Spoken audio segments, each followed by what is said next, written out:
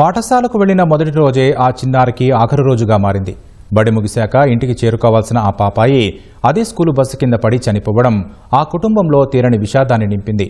నంద్యాల జిల్లా ఆళ్లగడ్డలోని ఎంవీ నగర్కు చెందిన శ్రీధర్, వనజ దంపతుల కుమార్తె 5 ఏళ్ల హరిప్రియ ఓ ప్రైవేటు స్కూల్లో ఎల్కేజీ చదువుతోంది.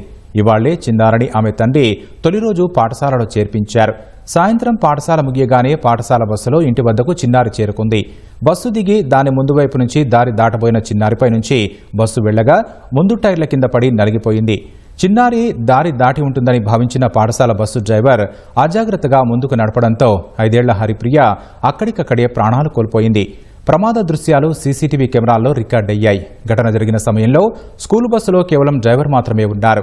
సహాయకులు లేకపోవడం వల్లే ఘటన జరిగిందని తల్లిదండ్రులు ఆరోపిస్తున్నారు. పాఠశాలలో చేరిన తొలి రోజే చిన్నారి మృతి చెందడం తల్లిదండ్రులు, కుటుంబ సభ్యుల్లో అంతులేని శోకం నింపింది. ఘటనపై ఆళ్లగడ్డ పోలీసులు కేసు నమోదు చేసుకుని దర్యాప్తు చేస్తున్నారు.